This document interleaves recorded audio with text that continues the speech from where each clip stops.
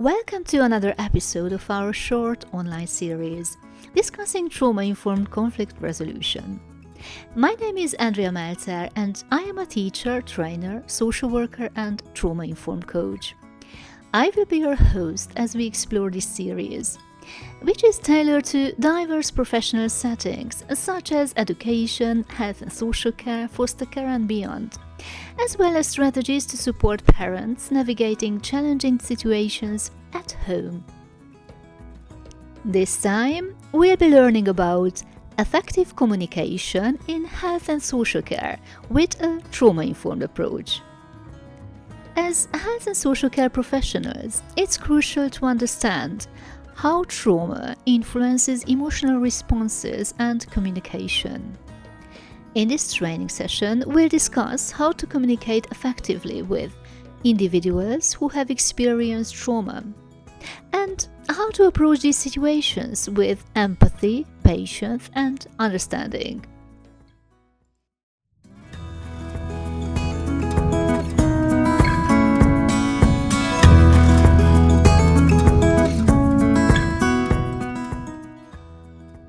Let's begin by understanding what trauma-informed care means and how it impacts communication in health and social care settings.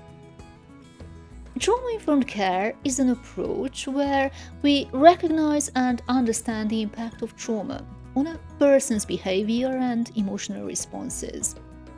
This approach emphasizing creating a safe, empathetic and supportive environment to minimize re-traumatization and foster healing. Children and adults who have experienced trauma may react more intensely to situations that feel out of their control. For example, heightened emotional reactions such as anger, withdrawal, or distress can stem from past traumatic experiences. Emotional responses like crying, resistance, or withdrawal can often indicate deeper emotional needs, rather than being signs of defiance or misbehavior. Understanding the root cause of emotional responses can lead to better communication and support. Trauma-informed care ties into several psychological theories, such as Maslow's hierarchy of needs, where trauma may prevent individuals from feeling safe and meeting their basic needs. Also, polyvagal theory helps us understand how the nervous system is impacted by trauma and how influences emotional regulation and communication. Maslow's hierarchy of needs is a theory that explains that people need to feel happy and fulfilled. It's like a pyramid with 5 levels, which you can see on the screen. The idea is that you need to meet the needs at the bottom before you can focus on the ones at the top. When someone experiences trauma, it can make it hard for them to feel safe. This can prevent them from meeting their basic needs or moving up to higher levels. For example, if someone is always worried about their safety, they might have trouble sleeping or eating well. They might also find it difficult to make friends or feeling good about themselves. Understanding this can help health and social care workers better support people who have experienced trauma. Polyvagal theory explains how our nervous system affects how we feel and act in different situations. It suggests that we have 3 main modes. Our body can be in safe and social, fight or flight, freeze or shutdown mode. When we feel safe, we can connect with others easily. When we sense danger, our body gets ready to defend itself or run away. In extreme danger, we might freeze up or feel disconnected. The theory suggests that our body automatically switches between these modes based on how safe or threatened we feel.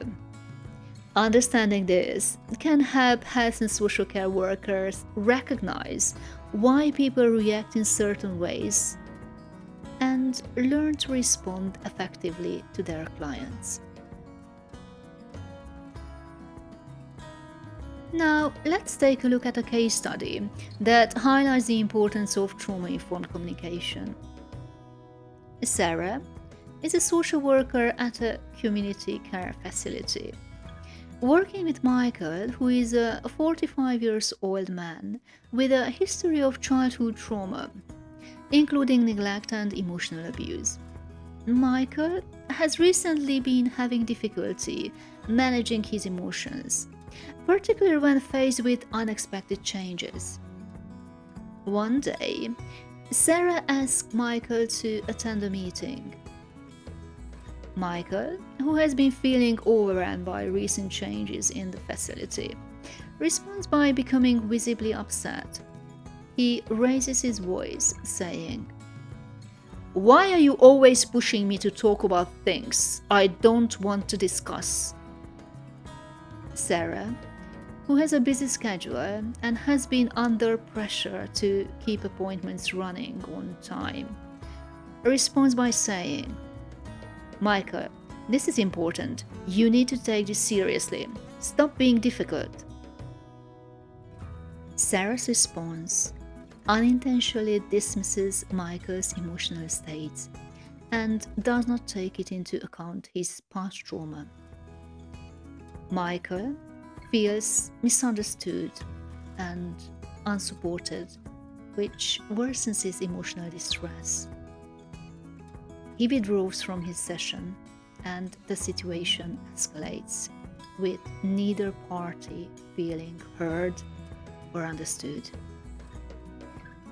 In this scenario, Sarah, as a social worker, misinterprets Michael's emotional response. This miscommunication leads to further distress for Michael.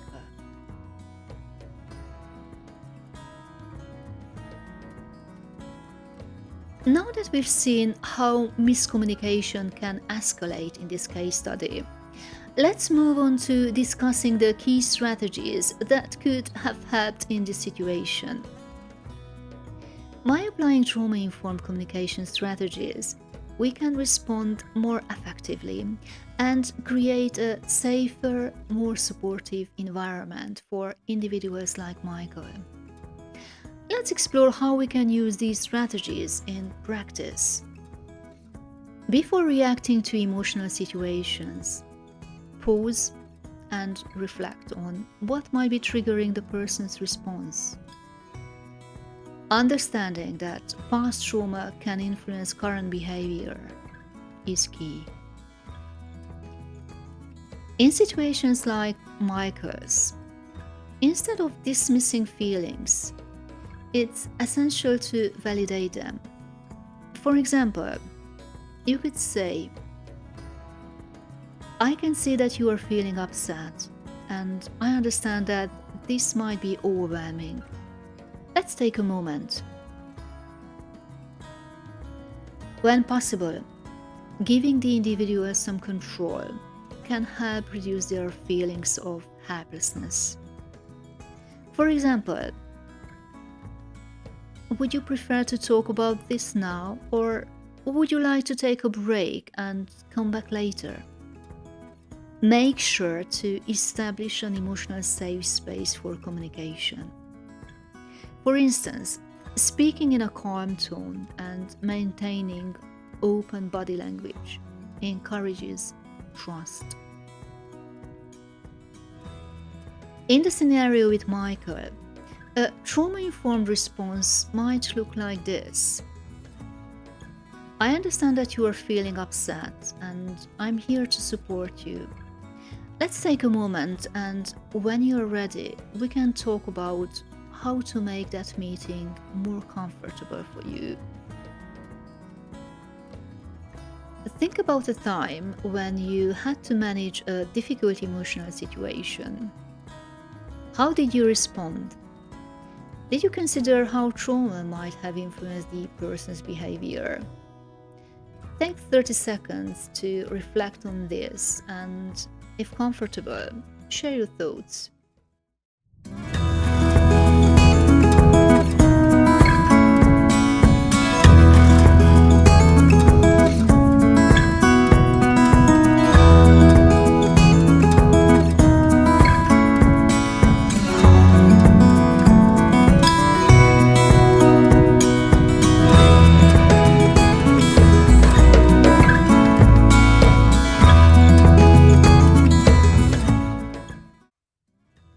In summary, a trauma-informed communication helps us understand the emotional triggers behind challenging behaviors, which allows us to respond with patience and care. Reflection, empathy, and offering choices are essential strategies for fostering effective communication and de-escalating emotional situations. By creating a safe, supportive environment, we promote emotional healing and trust, improving relationships and care outcomes. Take a moment to think about how you might apply trauma informed communication strategies in your own work or future practice. How can you incorporate reflection, empathy, and choice into your own approach to support those who may have experienced trauma?